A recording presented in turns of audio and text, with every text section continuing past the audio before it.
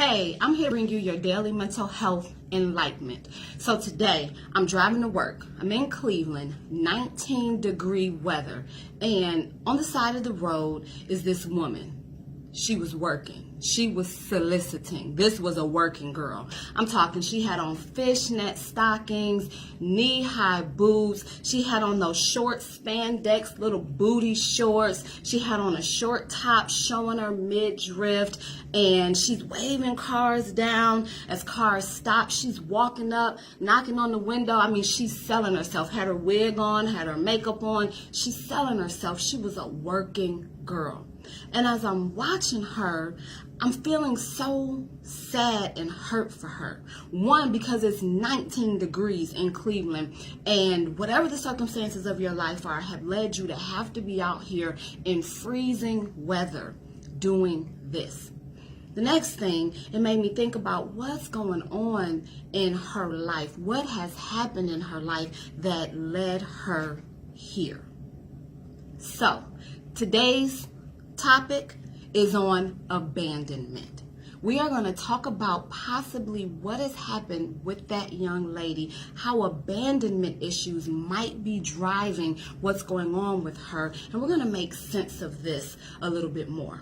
So remember, this is the second of a 4-part series that I'm doing on the core issues that people have that typically drive their mental health issues.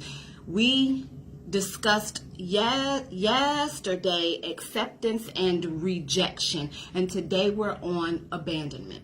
So looking at her, it made me think about that saying that pimps, a womanizer, men who cheat, men who mistreat women, they all target and prey on a certain kind of woman, a woman that has a daddy issue. And a lot of times what that means is that their father wasn't present. Their father wasn't involved in their life. And so really it comes down to them having an abandonment issue. So either their father was never there for them, or while their father was with their mother and things were cool with their mother, then the daddy would deal with them. But if the daddy wasn't with the mama, then the daddy wasn't dealing with them either. Either way, it's an abandonment issue. And so what abandonment means is to leave, give up, or desert a child without regard for their health, without regard for how safe they are, without regard for their welfare and well-being. And so when this happens to a child, and in this case we're talking about a daughter whose father abandons her, it sends a message. It sends a bunch of messages to that little girl that you're not enough. You aren't important to me. That you don't have value to me. That you aren't worthy. That you aren't worth it and worth the effort. So these are the messages that are hidden and implanted in the abandonment that that little girl goes through. And so then what happens if she doesn't deal with that and recognize the abandonment issues and recognize the effects that her father not being there or her father leaving her after having been there has done to her? What happens? Those issues simply carry on into adulthood. And now you have this adult with these child abandonment issues that are guiding what they do.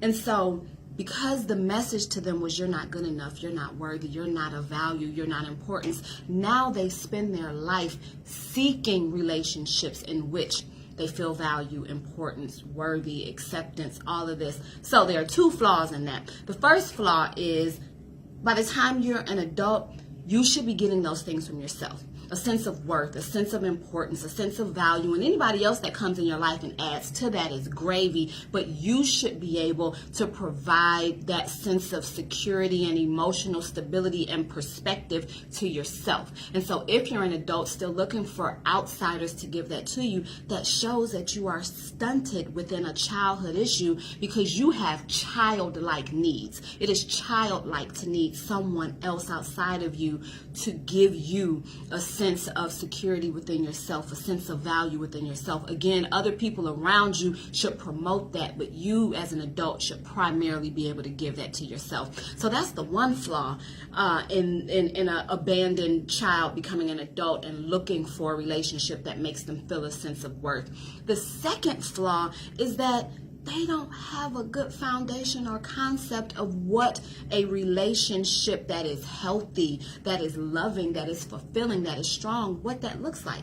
Because what they're looking at and going off of is that flawed, unhealthy, abandoning relationship that they were in or potentially are still in with their father. And so what happens? They go and they recreate those same abandoning relationships.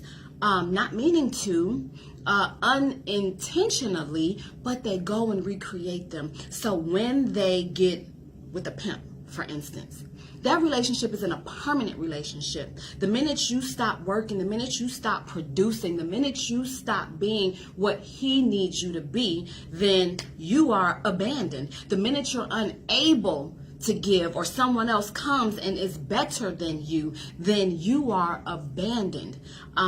When you're with men who cheat, the minute the next thing comes along that is better, you are abandoned. And even if they keep you on and you get dangled, you're still abandoned because you go from being primary to secondary to third to fourth. So you're being abandoned and you're recreating these abandoned relationships.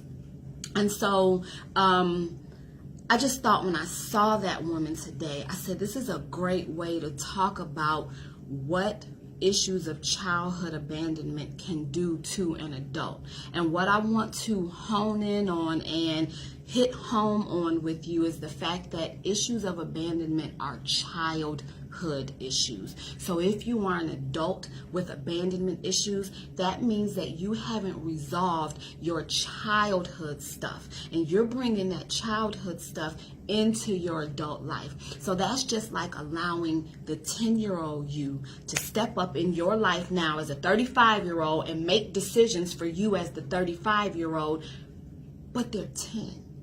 That's what's happening.